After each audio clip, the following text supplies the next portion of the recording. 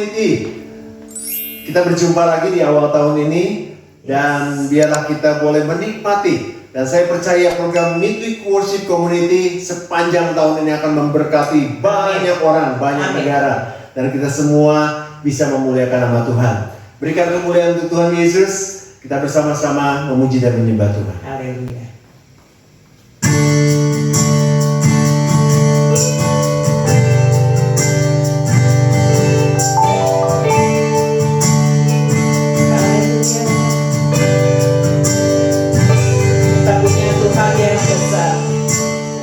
Sanggup melakukan segala hal, dan biarlah rencana Tuhan yang terindah boleh terjadi di dalam kehidupan kita. Haleluya.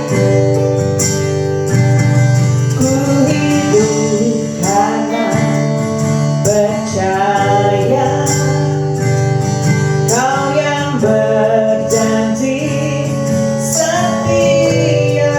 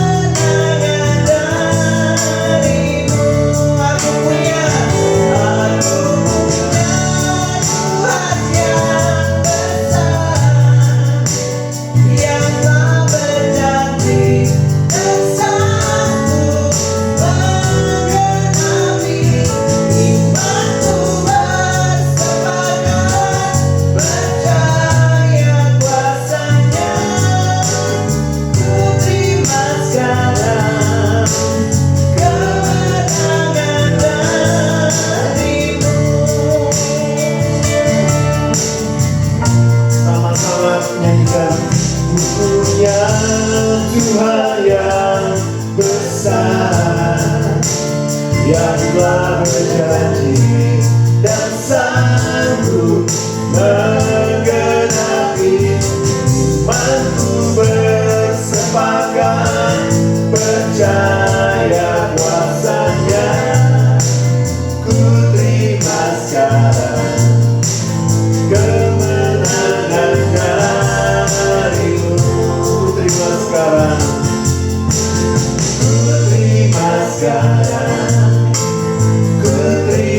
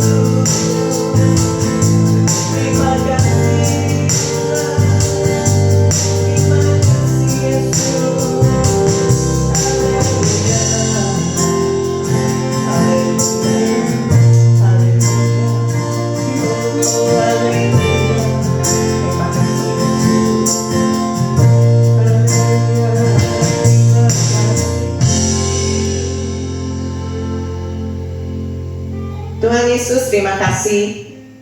Halo, di awal tahun ini kami kembali boleh ada di sini Tuhan Yesus, di Midweek Worship Community. Kami percaya bahwa di tahun yang baru ini pun kami gak usah khawatir lagi, karena Allah kami luar biasa, Allah yang senantiasa berjanji untuk menyertai kami Tuhan Yesus. Dan saat ini kami percaya firman Tuhan juga yang akan memberkati setiap kami.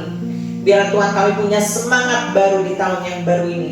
Kami punya pengharapan yang penuh, percaya sepenuhnya kepada Tuhan dan bersepakat iman kami terus diteguhkan Tuhan Yesus melalui jalan-jalan kehidupan ini.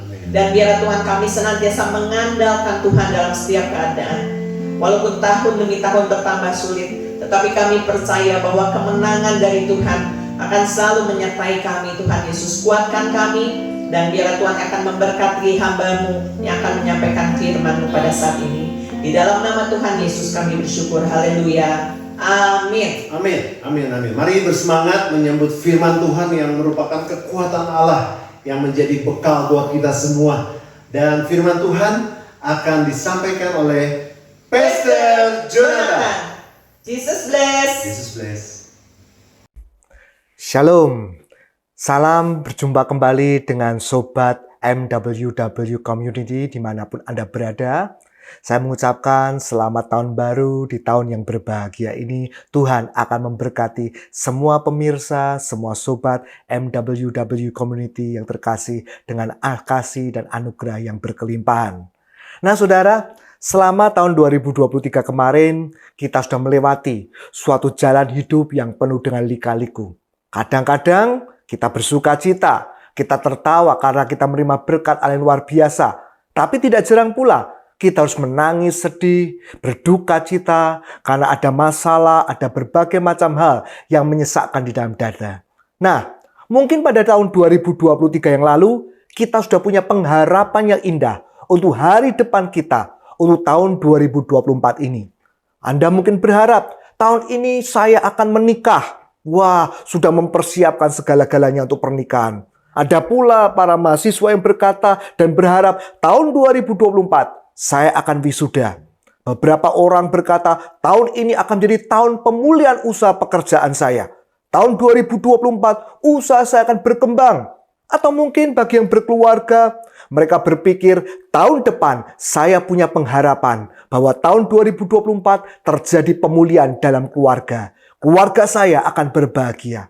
Itu suatu pengharapan yang indah yang mungkin Anda ucapkan, yang mungkin Anda harapkan di tahun yang baru ini. Tapi saudara, mungkin nanti apa yang kita harapkan terdahulu itu ternyata tidak menjadi kenyataan. Justru kenyataannya bertolak belakang dari apa yang kita harapkan. Anda berharap usaha Anda diberkati, malah nanti mengalami kebangkrutan. Anda berharap keluarga Anda dipulihkan, mengalami sukacita dan damai sejahtera. Justru suami Anda yang pergi dari rumah tidak kembali. Atau mungkin pemuda-pemuda berharap bahwa nanti tahun 2024 kita akan menikah. Malah ternyata di tengah jalan putus, saudara. Pacarmu diembat oleh orang lain, ditikung oleh orang lain. Saudara, harapan kita sirna. Seakan-akan harapan kita pudar. Kenyataannya ternyata berbeda dari apa yang kita harapkan.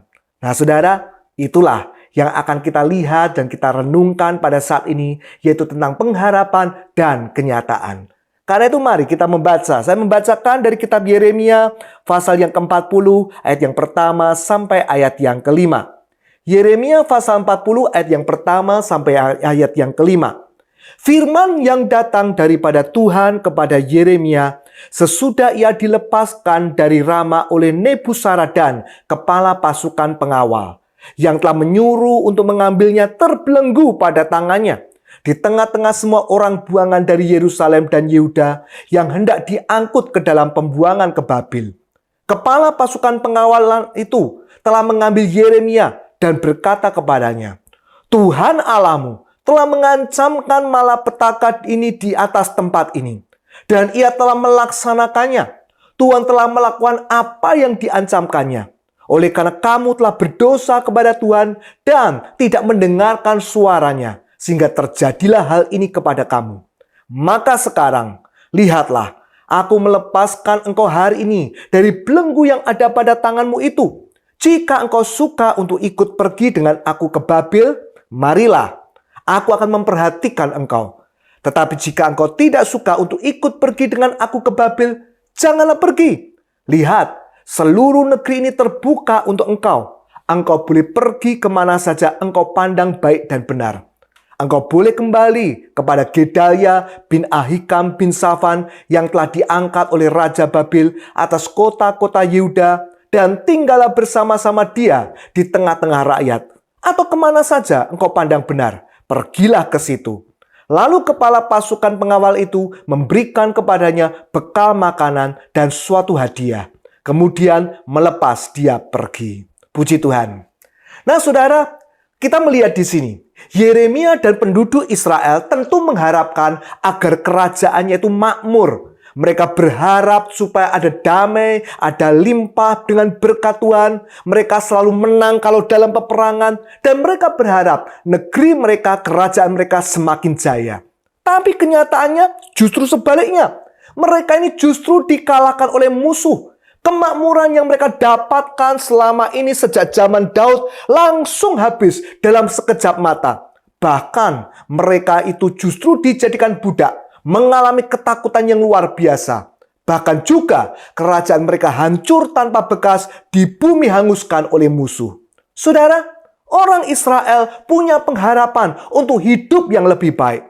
Tapi kenyataannya bertolak belakang dari apa yang diharapkannya itu. Yeremia juga punya pengharapan yang baik. Bahkan dia berharap kepada Allah. Pengharapannya sudah benar dan alamatnya pun juga sudah tepat. Tapi kenyataannya justru jauh berbeda dari apa yang dia harapkan. Kerajaannya dikalahkan, tempat kediamannya, rumahnya dihancur luluhkan, nafkahnya dibangkrutkan, masa depannya digelapkan. Bahkan Yeremia sendiri ditawan, dirantai dengan rantai besi. Dia ditarik seperti binatang untuk dijadikan budak di negeri Babel. Saudara lihat, seolah-olah pengharapan Yeremia itu sia-sia. Kenyataannya jauh berbeda dari apa yang dia harapkan. Bahkan seolah-olah kita melihat pengharapannya kepada Allah itu mubasir, sia-sia saudara. Sudah jadi hambanya. Nabi Yeremia sudah melayani Tuhan dengan setia, bahkan sampai menderita segala demi menyampaikan firman Allah. Sudah percaya dan berharap sepenuhnya kepada Allah. Sudah begitu setia dalam melayani Tuhan. Tapi hasilnya seolah-olah Tuhan mengkhianati Yeremia. Seolah-olah Tuhan tidak mampu menolong Yeremia. Seolah-olah Tuhan itu hanya bisa berjanji tapi tidak bisa menggenapinya. Saudara, saat ini mungkin ada di antara para pemisah yang juga mengalami nasib yang sama seperti yang dialami oleh Yeremia. Kita mungkin sudah punya pengharapan yang muluk-muluk. Anda mungkin sudah punya cita-cita, pengharapan untuk masa depanmu, untuk keluargamu, untuk anak-anak kita, untuk diri kita sendiri, untuk usaha pekerjaan kita. Tahun 2024, saya akan ekspansi usaha, buka toko lagi. Atau mungkin juga ada yang berkata, tahun 2024, saya akan membeli mobil yang baru, saudara. Anda mungkin sudah berdoa kepada Tuhan. Kita mungkin sudah melayani Tuhan dengan setia. Dan kita yakin, percaya dengan iman bahwa apa yang kita harapkan pasti akan dikabulkan.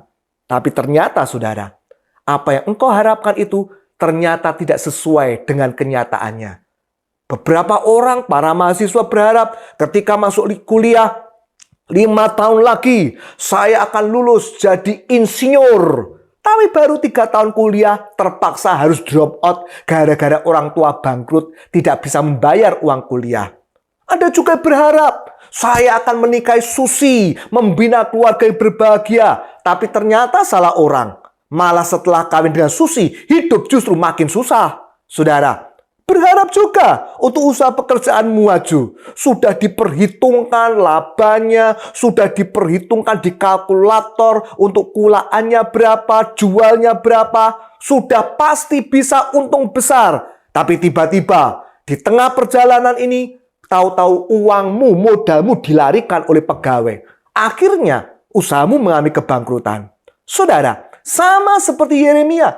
Demikian pula dengan kita. Seringkali apa yang kita harapkan itu nanti ternyata tidak menjadi kenyataan. Tapi kita melihat, ketika Yeremia melihat bahwa kenyataannya berbeda dari apa yang dia harapkan. Saat Yeremia merasa bahwa seolah-olah Tuhan itu lupa akan janji-janjinya. Dan ketika pengharapannya kepada Allah itu nampaknya sia-sia. Namun, Yeremia tidak pernah marah kepada Allah. Yeremia tidak pernah ngomel dan bersungut-sungut kepada Tuhan.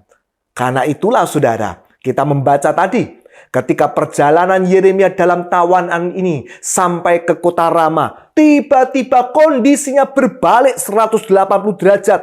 Kepala pasukan melepaskan rantai membelenggunya, dan dia mulai berbicara dengan baik kepada Nabi Yeremia. Bahkan, Nabi Yeremia diberi suatu tawaran. Kalau kamu Nabi Yeremia mau ikut ke Babel, maka aku akan memperhatikan kamu. Makanmu kujamin, hidupmu kujamin. Tapi kalau kamu tidak mau ikut aku ke Babel, ya tidak apa-apa, tidak masalah. Silakan pergi. Negeri ini bebas untuk kau jelajahi. Silakan tinggal dimanapun engkau suka. Saudara lihat, inilah nasibnya orang beriman. Saat pengharapannya sirna, ketika kenyataannya bertolak belakang dari pengharapannya, tapi Tuhan masih menyediakan perkara yang baik untuk orang percaya. Di tengah-tengah kenyataan yang pahit secara umum, pada waktu itu semua orang Israel mengalami kesusahan. Mereka diperbudak, banyak orang mengalami aniaya, bahkan terbunuh. Tapi Yeremia secara pribadi masih mengalami pertolongan dan kebaikan Tuhan yang luar biasa. Sudah perhatikan, pada akhirnya pengharapan orang beriman itu tidak akan pernah sia-sia. Mungkin hal yang terbaik yang kita harapkan itu tidak terjadi. Tapi ternyata Tuhan punya sesuatu buat Anda yang lebih baik daripada apa yang selama ini kau harapkan. Saudara, oleh karena itu nanti kalau di tahun 2024 ini, dalam perjalanan waktu, apa yang kau harapkan tidak terjadi. Apa yang kau cita-citakan tidak tergapai. Maka jangan pernah engkau kecewa, saudara. Jangan pernah engkau bersungut-sungut marah kepada Allah. Jangan engkau kecewa dan berduka kalau kenyataanmu nanti ternyata tidak sesuai dengan apa yang kau harapkan. Kenyataan tidak sesuai harapan bukan membuat kita makin jauh dari Allah. Tapi justru kita semakin berdekat kepada Tuhan. Kita mau makin bersyukur kepada Allah. Saudara, sebenarnya seringkali kita itu tidak mengerti apa yang terbaik buat diri kita sendiri. Seringkali kita mengharapkan sesuatu yang kita pikir baik, tapi ternyata tidak. Karena Tuhan mencintai kita, maka pengharapan kita itu seringkali tidak dikabulkannya. Kenapa? Sebab Tuhan tahu bahwa apa yang kita harapkan itu ternyata buruk untuk diri kita sendiri. Mungkin juga Tuhan punya rencana yang lebih baik daripada apa yang kita harapkan. Mungkin ada seorang lelaki bernama Agus menaksir seorang gadis bernama Bunga. Wah, Bunga ini cantiknya minta ampun, saudara. Si Agus ini berharap supaya dia bisa mempersunting Bunga. Dia berdoa, berpuasa, percaya, beriman, berharap kepada Allah. Tapi ketika Agus menggebet Bunga, malah dikepret sama Bunga, saudara. Akibatnya Agus kecewa, dia patah hati, saudara. Dia kehilangan harapan, dia kehilangan gairah hidup. Dan puji Tuhan, ternyata Agus punya sohib kental. Seorang gadis juga, sebut saja namanya gadis, saudara. Nah, gadis ini sang sahabat ini menghiburkan, mengkuatkan Agus, memberikan peneguhan yang baru kepada Agus. Ketika mereka dekat seperti itu, malah akhirnya Agus dan gadis ini jatuh cinta, saudara. Dan mereka berpacaran, bertunangan, akhirnya menikah, hidup berbahagia. Saudara perhatikan, Tuhan itu bisa melihat Bunga itu bukan yang terbaik untuk Agus. Wah, nanti kalau Agus menikah sama Bunga, wah bisa gegeran terus setiap hari. Bisa tiap hari ada piring terbang, sandal terbang, kulkas terbang, saudara. Apalagi Bunga itu sosialita. Wah, bisa habis duitnya Agus nanti untuk biaya bedak dan lipstiknya Bunga, saudara. Karena itulah Tuhan tidak mengabulkan pengharapannya Agus. Dan Tuhan ternyata memberikan yang lebih baik kepada Agus, yaitu gadis tersebut yang akhirnya menjadi istrinya. Nah, saudara, ketika kita belum mengerti perkara ini, maka kita merasa bahwa Tuhan itu tidak mencintai kita. Tuhan tidak memberikan apa yang kita harapkan. Dan harapan kepada Tuhan itu sepertinya sia-sia. Padahal saudara, sebenarnya pengharapan kita yang tidak terkabul itu justru bukti bahwa Tuhan itu sangat mencintai Anda. Saudara, kalau seorang anak dijanjikan oleh orang tuanya untuk membeli es krim. Nak, besok papa belikan es krim untuk kamu. Dan waktu itu anaknya malamnya tidur, besoknya bangun-bangun anaknya sakit, batuk, pilek sampai meler-meler, saudara. Wah, ketika bangun si anak berharap dibelikan es krim. Hari ini makan es krim. Tapi ketika papanya melihat, wow, kamu batuk nak, kamu pilek sampai seperti itu. Wah, papa tidak bisa membelikan kamu es krim. Saudara, si anak pasti akan kecewa. Papa ini sudah janji tapi ingkar. Papa tidak sayang dan lain sebagainya. Tapi sebetulnya papa itu sudah melakukan yang terbaik. Justru itu papa adalah ayah yang sayang kepada anaknya. Dia tidak ingin anaknya lebih sakit, lebih menderita lagi. Saudara, memang harapan dan kenyataan itu sering kali banyak berbeda. Tapi Tuhan itu bukannya tidak tahu apa yang Anda inginkan. Tuhan tahu betul mengenai apa yang kita harapkan selama ini. Bahkan Tuhan tuh ingin untuk memberikan yang terbaik buat kehidupanmu, anak-anaknya. Tuhan ingin memberikan segala perkara sesuai dengan pengharapan-pengharapan kita yang baik. Sebagaimana tertulis dalam Yeremia 29 ayat 11. Kalau kita tinggal di dalam Tuhan, yakin percayalah, Tuhan akan melakukan perkara yang indah sesuai dengan apa yang baik yang sudah engkau harapkan. Saudara, seringkali kita tidak tahu apa yang terbaik untuk diri kita sendiri.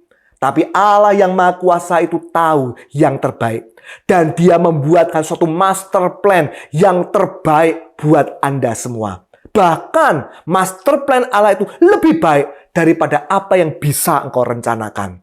Master plan Allah yang terbaik itulah yang dikerjakannya. Selama kita taat, selama Anda percaya, selama kita semua berharap dan berserah kepada Tuhan, maka Tuhan pasti mengerjakan rancangan-rancangan yang terbaik itu. Meskipun seringkali kita tidak bisa mengerti rencana dan maksud Allah. Saudara, kalau kita mulai mempertanyakan kebaikan Tuhan, kalau Anda mulai mempertanyakan rancangan Allah, kenapa ikut Tuhan kok malah menderita? Makin cinta Tuhan, kenapa makin susah? Tambah aktif pelayanan, kok malah tambah susah, tambah sakit, tambah menderita, tambah miskin. Lebih banyak masalah, kenapa seperti ini? Kalau Anda mulai mempertanyakan rancangan Allah, maka kita akan gampang untuk bertindak keliru. Banyak orang yang mulai mempertanyakan kehendak dan rencana Allah. Mereka komplain kepada Allah, dan akibatnya mereka meninggalkan jalan Tuhan. Berbuat dosa, marah-marah, bersungut-sungut, ngomel-ngomel kepada Tuhan. Tuhan, aku ini kan cuma minta kaya sedikit aja, Tuhan. Nggak banyak-banyak. Minim lah punya duit 100 miliar rupiah. Punya istana, punya mobil Ferrari. Kenapa Tuhan nggak mengabulkan pengharapanku ini? Wah, sudahlah. Nggak usah pergi ke gereja lagi. Pergi ke dukun saja, cari pesugihan. Diludahi dukun, langsung jadi kaya raya. Bisa cepat beli Ferrari. Oh, saudara. Banyak orang salah langkah akhirnya. Dan kalau sudah salah langkah seperti itu, maka segeralah bertobat. Agar jangan sampai rencana Allah yang indah buat kita itu menjadi ikut rusak. Lihatlah Yeremia ini. Ketika harapannya tidak menjadi kenyataan, maka dia tidak pernah mempertanyakan kebaikan Tuhan. Ketika kenyataannya berbeda jauh dari harapannya, dia tidak pernah kecewa kepada Allah. Karena itulah Yeremia tetap bisa melihat karya Allah yang terbaik terjadi di dalam kehidupannya. Karena itu saudara, sekalipun pengharapanmu mungkin nanti tidak menjadi kenyataan. Bahkan hasilnya mungkin jauh berbeda. Tapi tetaplah percaya kepada Allah. Tetaplah setia kepada Tuhan. Sekalipun rasanya mungkin kita tidak mengerti dan tidak bisa menerima kenyataan. Tapi yakin percayalah bahwa Allah itu sudah menyediakan yang terbaik, lebih baik daripada apa yang bisa kau bayangkan. Saudara, di tengah-tengah situasi peperangan, di antara saling baku bunuh satu sama lain, di tengah-tengah tawanan, namun Yeremia masih bisa menerima yang baik. Kenapa? Sebab Yeremia tidak kehilangan kepercayaannya dan pengharapannya kepada Allah. Saudara, secara pribadi tentu Anda mengharapkan masa depan yang baik. Secara pribadi tentu Anda punya angan-angan, cita-cita dan pengharapan yang luar biasa di tahun 2024 ini. Tapi bagaimana kenyataannya nanti, saudara? Kita masih berjalan cukup lama di tahun 2024 ini. Saudara, kita harus tahu bahwa harapan dan kenyataan itu bukan ditakdirkan. Tapi nasib orang beriman itu sebetulnya tergantung dari dirinya sendiri dan juga dari Tuhan. Ada dua faktor di sini, Tuhan dan diri kita sendiri. Saudara, Tuhan itu Allah Bapa yang baik. Karena itu Allah tidak pernah menghendaki perkara yang buruk untuk kita, anak-anaknya. Oleh sebab itu tinggal kita sendiri, faktor yang kedua ini, yang menentukan apakah pengharapan kita bisa menjadi kenyataan atau tidak. Jadi saudara, kalau satu orang Kristen yang nasibnya jelek, maka mungkin karena salahnya sendiri. Karena itu jangan pernah menyalahkan Tuhan untuk nasib buruk kita. Jangan pernah menyalahkan ada keadaan. Gara-gara krisis moneter, gara-gara tahun politik usahaku sepi. Saudara, jangan pernah menyalahkan keadaan. Gara-gara bencana gempa bumi, rumahku roboh, pabrikku hancur, makanya aku bangkrut. Jangan, saudara. Juga jangan pernah menyalahkan siapapun. Menyalahkan suamimu gara-gara kacau rumah tanggamu, menyalahkan istrimu sampai kau jatuh dalam dosa. Bahkan ada juga loh yang menyalahkan pendeta. Oh, doa berkahnya Pak Pendeta ini tidak sakti. Makanya kalau didoakan waktu doa penutup, percuma. Usahaku juga masih kembang kempis, tidak bisa berkembang, malah mau bangkrut. Ini gara-gara Pak Pendeta doanya tidak sakti. Lah, saudara. Atau juga mungkin gara-gara istriku, maka aku bangkrut. Lah bagaimana enggak?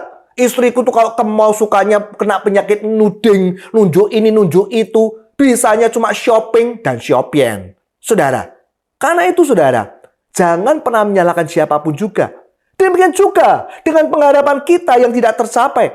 Kadang-kadang itu justru karena kesalahan kita sendiri. Kadang-kadang pengharapan kita yang keliru dan Tuhan tidak menjadikannya nyata. Saudara, dalam segala perkara, Tuhan tidak pernah salah. Kalau nasib Anda buruk atau baik, kalau pengharapan kita jadi kenyataan atau tidak, maka Allah tidak pernah keliru. Karena itu kita harus mengerti dan menyadari bahwa pengharapan dan kenyataan kita pribadi itu tergantung dari diri kita sendiri. Apakah pengharapan kita sudah sesuai dengan kehendak dan rencana Tuhan atau tidak? Apakah pengharapan kita benar dalam kerangka firman Tuhan atau tidak? Memang kadang-kadang kita melihat bahwa seolah-olah kita tidak bisa menguasai kenyataan. Sudah berharap, berdoa, percaya, beriman, sudah direncanakan baik-baik, sudah diusahakan dengan segenap tenaga kita, kenyataannya tetap gagal juga. Tapi dengan Tuhan, maka Anda bisa menguasai kenyataan hidupmu sendiri, saudara.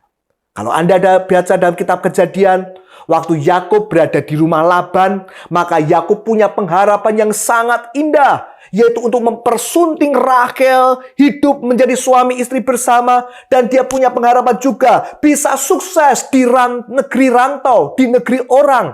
Tapi kenyataannya, Yakub justru ditipu berkali-kali oleh Laban. Namun melalui tangan Tuhan, maka Tuhan yang menguasai pengharapan Yakub, sehingga pengharapan Yakub itu bisa menjadi kenyataan. Pada akhirnya, pengharapan Yakub terkabulkan. Dia bisa mempersunting Rahel sebagai istrinya. Dan Yakub diberkati Tuhan menjadi orang yang kaya raya di negeri rantau. Saudara, memang Yakub harus bekerja dan berusaha dengan keras. Kalau Anda baca kitab Kejadian, domba-domba yang digembalakan Yakub itu dikasih makan carang-carang yang belang-belang supaya anaknya jadi belang-belang. Tapi itu kan tidak mungkin, saudara. Anak-anaknya belang-belang atau tidak bukan ditentukan oleh makanan atau bukan juga ditentukan oleh sesuatu yang dia lihat. Kalau yang dilihat belang-belang, anaknya belang-belang. Tidak. Tapi anak belang-belang atau putih mulus itu karena faktor genetis.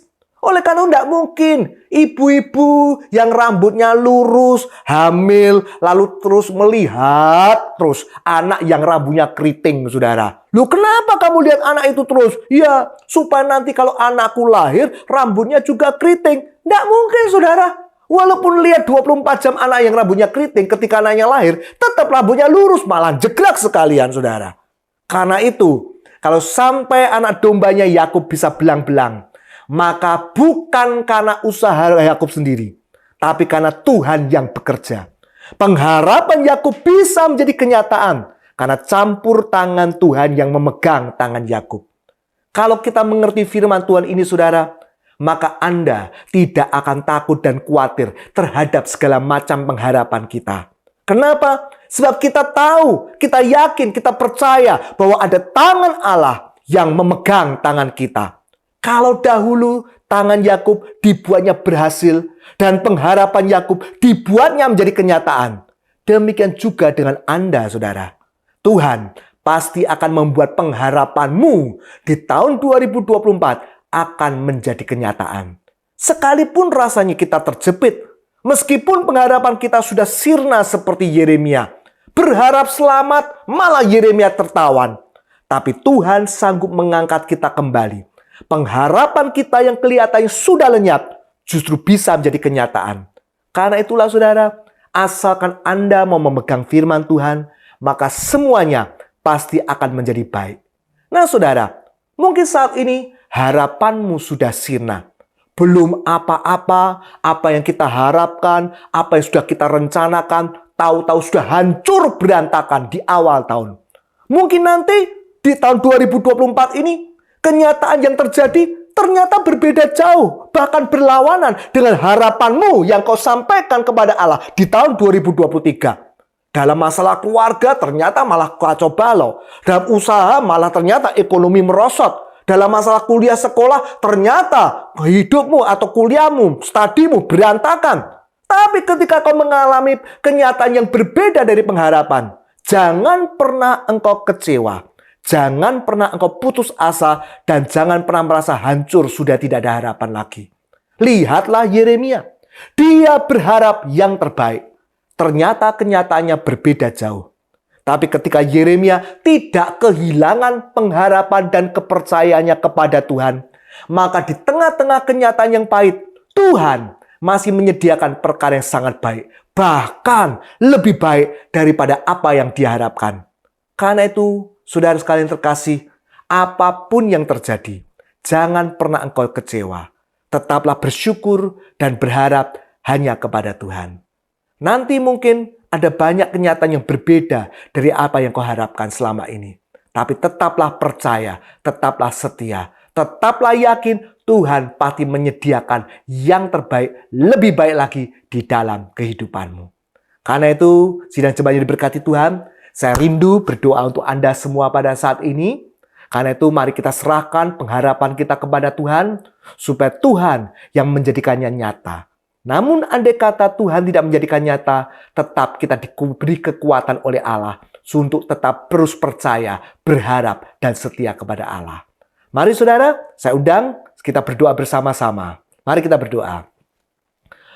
Tuhan Yesus Allah kami yang bertata di dalam kerajaan surga, di awal tahun 2024 ini, kami mendoakan untuk sobat pemirsa MWW Community ini, agar mereka semua mengalami lawatan Allah, mendapatkan kekuatan dari Tuhan. Mereka masing-masing secara pribadi punya pengharapan kepadamu Tuhan.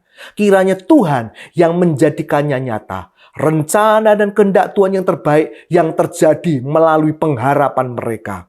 Namun apabila apa yang mereka alami nanti tidak sesuai dengan apa yang mereka harapkan, kiranya Tuhan memberikan kekuatan kepada mereka, memberikan sukacita dan damai sejahtera. Dan yang paling penting ya Allah, supaya mereka tetap setia, percaya, dan berharap kepadamu. Sehingga nanti tiba saatnya Tuhan akan nyatakan rancangan yang lebih baik daripada apa yang bisa kami pikirkan. Terima kasih Bapa.